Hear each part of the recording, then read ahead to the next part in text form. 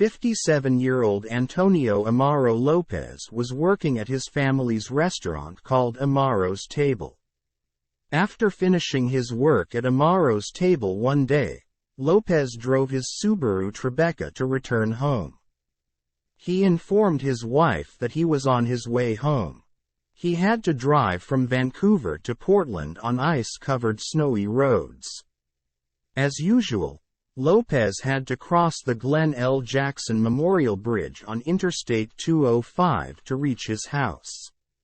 A lot of time went by, and his wife kept trying to reach him, but Lopez didn't respond to his wife's texts. Instead, he seemed to disappear somewhere in the snow. What happened to Antonio Amaro-Lopez? Was there a mysterious crash off a highway bridge that made Lopez vanish? What made the AWP enter the scene? Welcome back to Mystery Resolved, where we shed light on under-the-radar, high-profile cases across the country today. We're looking at a 3-day-old missing person case solved by the AWP. Without any further ado, let's dive right in. This case starts off in a post-World War II suburban community called Hazel Dell. Since the war, this community had grown into a prosperous, healthy city where many people lived. Hazel Dell, a suburban city, home to many families, is located just north of Vancouver. In this welcoming village, the streets are lined with towering trees, and there is always something to do. It also has a rich history as a farming community and a working man's neighborhood. But unfortunately, Hazel Dell has one of the least safe roads, infamous for having tons of accidents. Glenn L. Jackson Memorial Bridge on Interstate 205 spans the Columbia River between Vancouver, Washington, and Portland, Oregon. Unfortunately, the river has taken many lives, including that of one Antonio Amaro-Lopez. 57-year-old Antonio Amaro-Lopez grew up in a small town in Mexico, where he met the woman of his dreams, whom he went on to marry. Lopez and his wife grew up together as children and fell in love as young adults. At the age of 19, the lovely pair got married. After their marriage, the couple moved to the United States, where they had a happy family with their 3 children and grandchildren. Whether it was his family, extended family, or close friends, Lopez somehow always ended up playing the fatherly figure. Everybody around Lopez was attracted to his character and everyone around him respected him. Other than being one of the kindest people in his family, Lopez was always a hard-working man. Lopez and his brother spent their hard-earned money and constructed a restaurant named Amaro's Table in Hazel Dell, Washington. Lopez was a chef at Amaro's Table in Vancouver and Hazel Dell, Washington. Being a dedicated chef, Lopez never missed a day. It was Valentine's Day, 2021. In this cold month of February, Hazel Dell, Washington was struck by a superstorm. Due to the wicked winter storm, the roads were covered with layers and layers of snow. Lopez's daughter, Abby Amaro, insisted her father stay home and take the day off, but Lopez, being the hard worker that he was dedicated to going to work. So, he went to work, without knowing that this decision would end up haunting his family for the rest of their lives. Lopez proceeded to go to work in his purple Subaru Tribeca.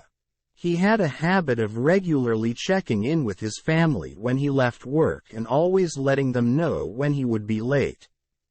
And Valentine's Day was no different. After finishing his work at Amaro's Table around 5 p.m., Lopez walked towards the doorsteps and took his Tribeca to head back home. He informed his wife that he was on his way home. As usual, Lopez was driving his SUV on the Glenn L. Jackson Memorial Bridge on Interstate 205 on the way back home. Hours passed, and Lopez had stopped responding to his family's texts, so the family's panic levels started to grow. The clock ticked 7 and then 8, yet they received no response from him. Lopez's wife left him texts that were never answered. After being married for 35 years, it was the first time Lopez hadn't responded to his wife. The family got a strange feeling because this was very out of character for Lopez. So, they began to search for Lopez by making calls to the hospitals around the area. But sadly, none of the calls led them to Lopez. The 2021 Valentine's Day turned out to be the family's worst nightmare. Finally, they accepted the fact that Lopez had vanished on his way home. Soon after Lopez's disappearance, his family reached the city authorities and reported his details. When the officials asked about his whereabouts, the family said that Lopez was driving from Vancouver to Portland on the Glenn Jackson Bridge. They added that Lopez was heading home from his restaurant, and since then, they hadn't seen or heard from Lopez. The family believed that Lopez might have been involved in the severe car wreck. They suspected that his car might have rolled off an embankment created by the snowplows. Fortunately, the officials also found witnesses who reported seeing a purple SUV traveling southbound on Interstate 205. The witnesses said the SUV had struck an embankment and spun out of control at around 5:48 p.m. The vehicle reportedly slid off Glenn L. Jackson Memorial Bridge and tumbled toward the Columbia River. Lopez's family said that the witness reports matched the description of Lopez's 2006 Subaru Tribeca. They said the time frame of the accident also roughly lined up with that of Lopez's disappearance.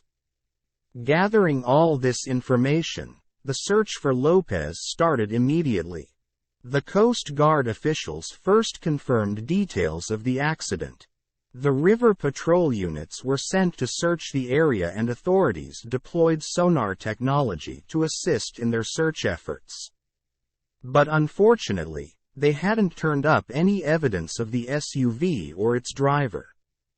At the time, the Multnomah County Sheriff's Office was leading search and rescue efforts.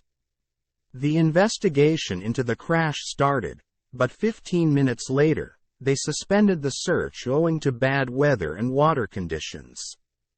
The crew then resumed the following day. The Portland Police Bureau said that based on witness statements, a vehicle traveling south on the freeway lost control and went over the guardrail between the Oregon-Washington border and Government Island. But the vehicle had not been located, and they had no vehicle or passenger details to release. The missing father's family was frustrated with investigators' search efforts. The investigators might have disappointed the Lopez family, but they got a newfound hope when the AWP decided to look into it. The AWP team is known for traveling the country to solve underwater mysteries and help the family understand what happened to their loved ones.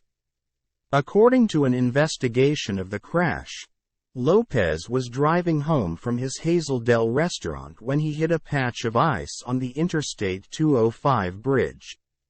He was driving south on the bridge, which connects Oregon and Washington, when a blizzard hit the region, creating hazardous road conditions throughout the Portland area.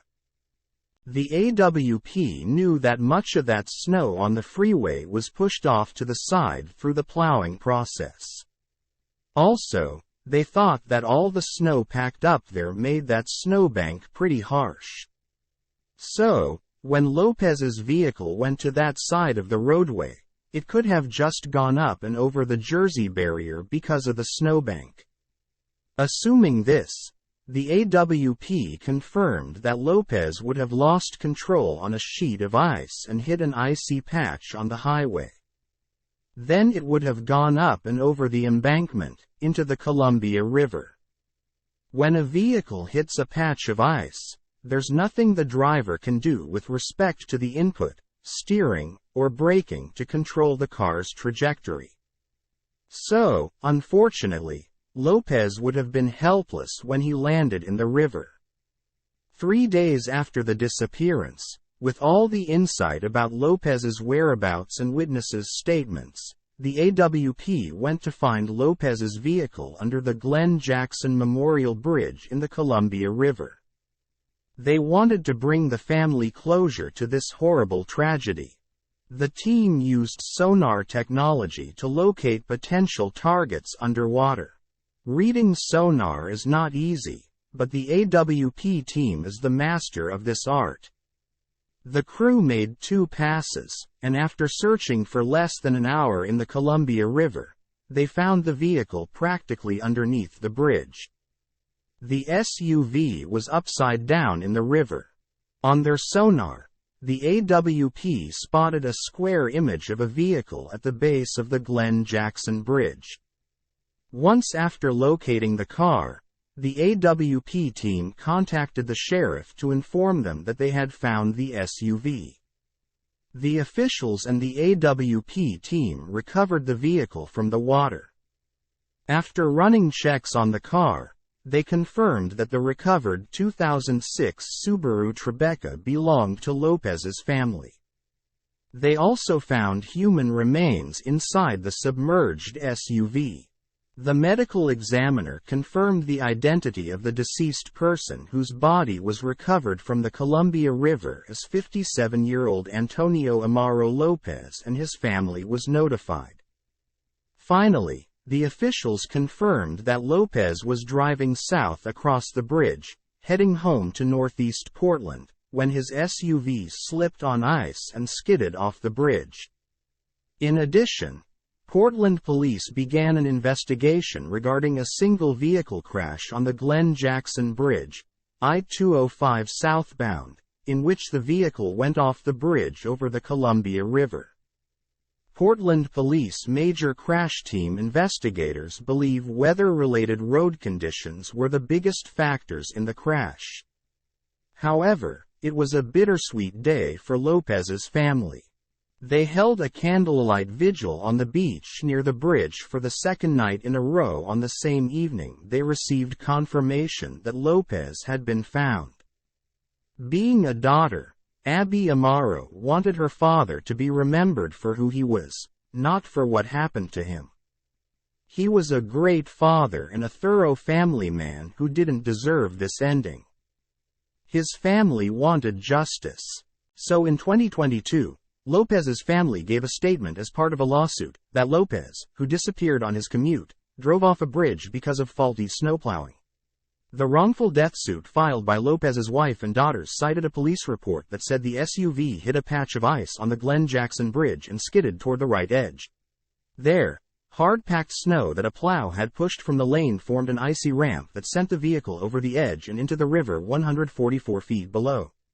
The lawsuit claims that Oregon's Department of Transportation was negligent in not clearing the snow. It is listed as a contributing factor to the bridge having a low outer barrier of 32 inches rather than the standard 39 to 43 inches. In addition, the police investigation said Amaro-Lopez was traveling at the 55 miles per hour speed limit on the bridge, which carries Interstate 205 over the river. The family's suit seeks $12 million from the agency. An Oregon Department of Transportation spokesperson declined to comment on the pending litigation. Let's hope that the Lopez family gets the answers they want soon. Mystery Resolved would like to honor the AWP team for their dedication. It's infrequent to see such selfless people worldwide who tirelessly work to bring families closure. AWP, an underwater sonar search and recovery dive team, is now helping families of missing loved ones. Due to people's outstanding support, they have resolved 23 missing person cold cases since 2019. Let's make it possible for AWP to provide this free service to families and law enforcement by watching their documentaries, buying their merchandise, and donating. As always, please share your views in our comments section below. Also, check out our other videos at Mystery Resolved if you'd like to see similar cases.